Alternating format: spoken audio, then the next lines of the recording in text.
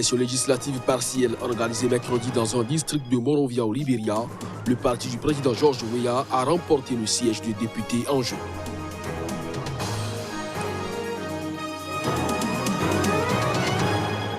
Le Soudan restait jeudi dans l'attente de l'annonce de son premier gouvernement. Les discussions étaient toujours en cours autour du choix des ministres qui devront gérer la transition vers un pouvoir civil.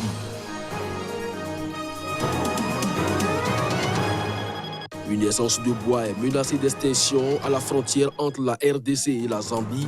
L'alerte a été donnée par un évêque congolais qui a dénoncé un désastre écologique dans le sud-est du pays. Merci à vous qui venez de nous rejoindre. Vous êtes sur SICA et la session d'information s'ouvre par le Libéria avec des élections législatives partielles organisées mercredi dans un district de Monrovia. Le parti du président George Weah a remporté le seul siège de député en jeu. Reportage. La Commission électorale nationale du Libéria a annoncé les résultats d'une législative partielle organisée mercredi. La campagne a été marquée par des violences préélectorales. À l'issue du scrutin, le candidat de la coalition pour le changement démocratique, Aboubana Kamara, est déclaré vainqueur avec 49,2% des voix contre 38,9% pour l'opposante Telia Uré. Cette dernière a reconnu sa défaite et félicité son rival. Elle était la candidate d'une coalition de 4 partis d'opposition, The Collaborating Political Parties. La législative partielle de mercredi dans le district 15 du comté Montserrado, qui inclut Monrovia, s'était d'abord tenue le 29 juillet, en même temps qu'une sénatoriale partielle pour un siège remporté par un candidat de l'opposition.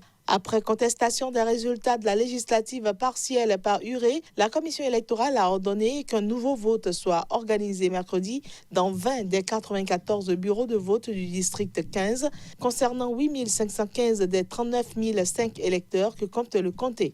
Des sénateurs libériens se sont alarmés de la montée des violences politiques dans ce pays, dressant un parallèle avec celle qui avait fini par plonger le Libéria dans une guerre civile particulièrement atroce de 1989 à 2003. L'après-Béchi préoccupe les Soudanais qui restaient jeudi dans l'attente de l'annonce de son premier gouvernement, le gouvernement donc de transition. Les discussions étaient toujours en cours autour du choix des ministres qui devront donc gérer cette transition vers un pouvoir civil. Reportage.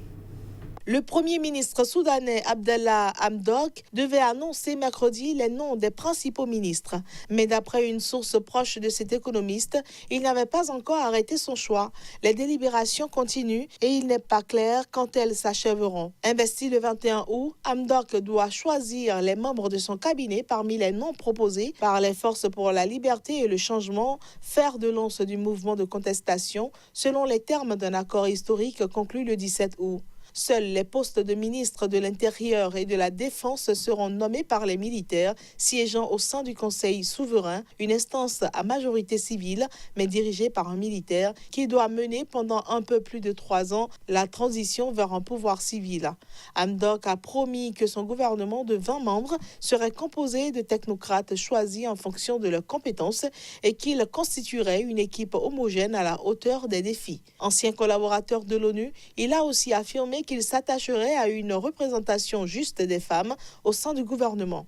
Une fois nommé, son cabinet doit se réunir le 1er septembre avec le Conseil souverain selon les termes de l'accord. Cette date sera peut-être reportée si l'annonce d'un nouveau cabinet est à nouveau repoussée. Une fois le gouvernement composé, l'un de ses premiers défis sera de relever l'économie du pays qui s'est écroulée après la sécession du Sud en 2011.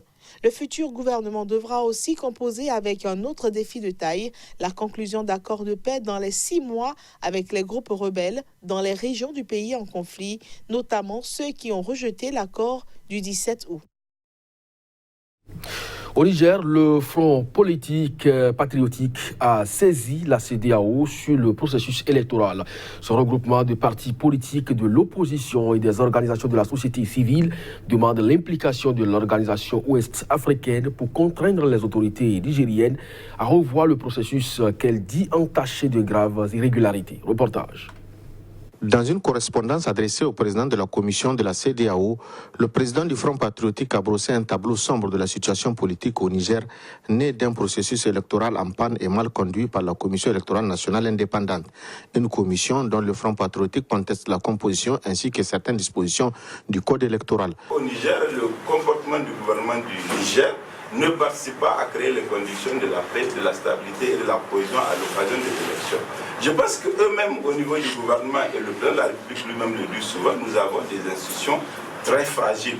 Nous avons vu que non seulement elles sont fragiles, ces institutions au Niger, mais on peut même les caporaliser.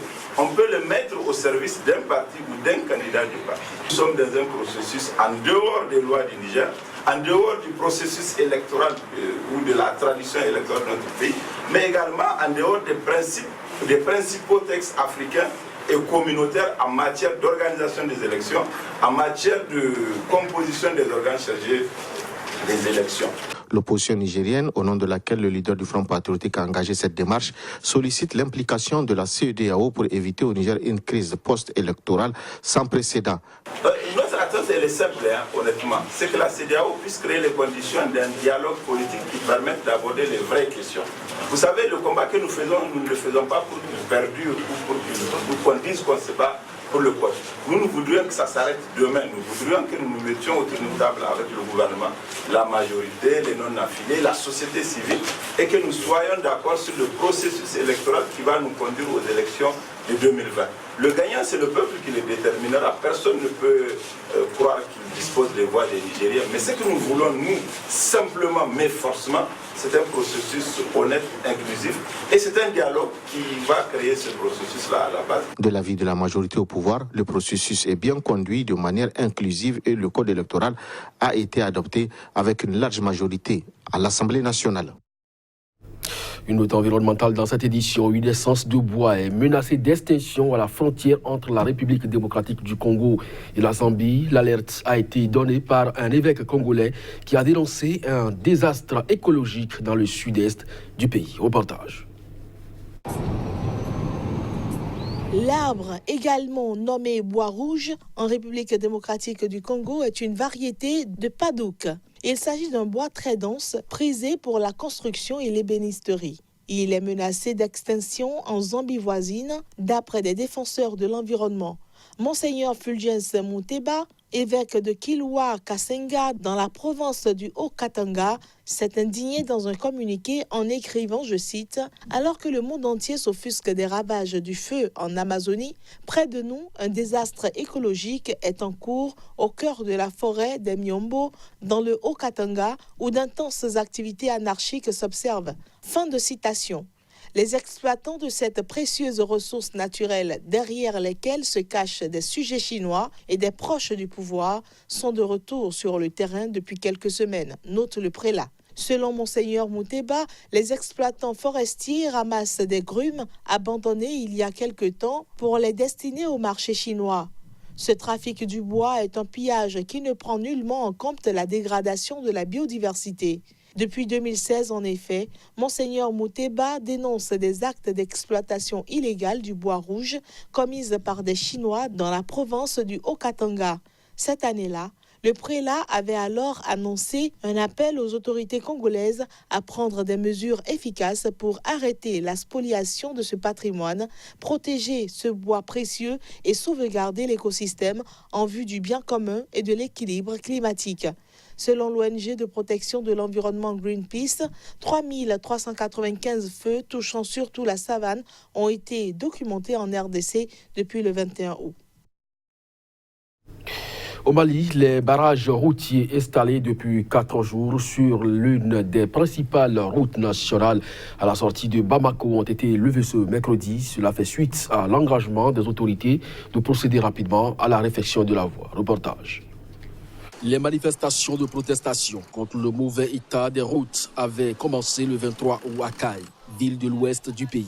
Des centaines d'habitants avaient installé des barrages sur le principal pont de la ville sur le fleuve Sénégal, interrompant le trafic, notamment des camions en provenance du Sénégal et de Mauritanie.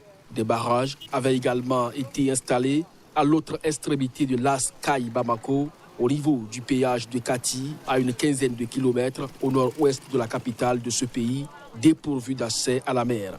Mais ce mardi soir, le ministère des Transports et de la Mobilité urbaine, Ibrahima Abdouli, avait annoncé qu'un accord avait été trouvé avec le collectif Sirako à l'origine des actions.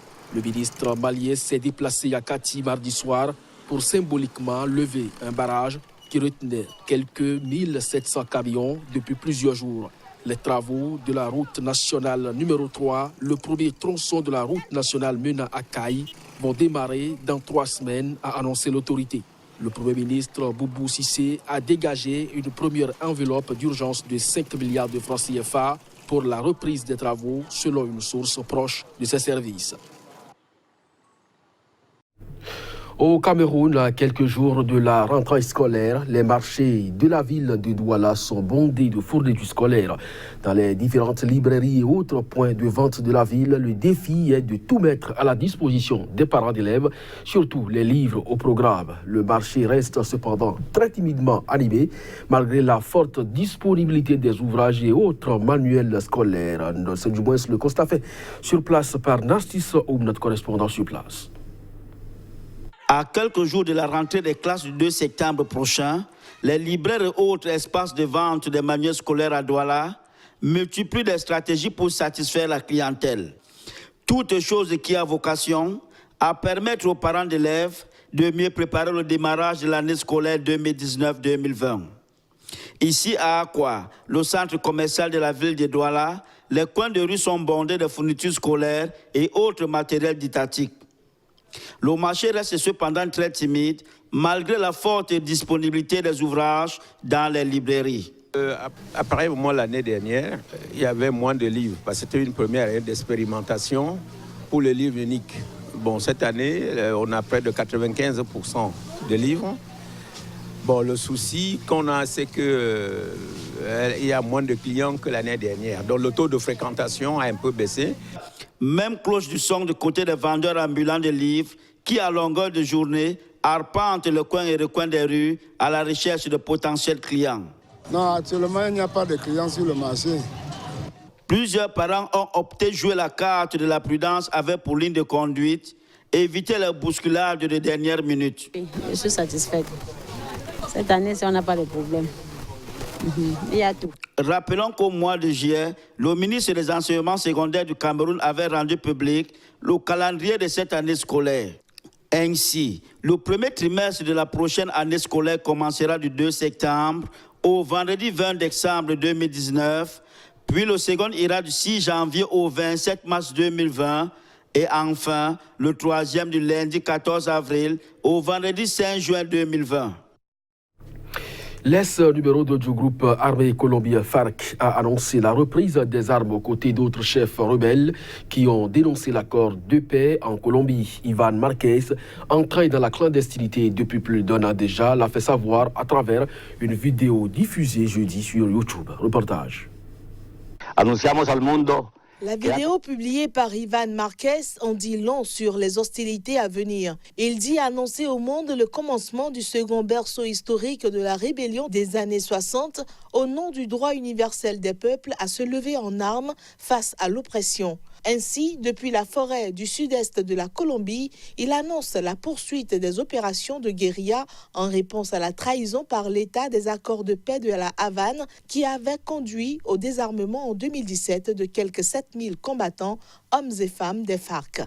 À l'époque, le commandant Márquez avait été le chef de la délégation des FARC aux négociations de paix menées à Cuba de septembre 2012 à l'été 2016 avec le gouvernement du président Juan Manuel Santos.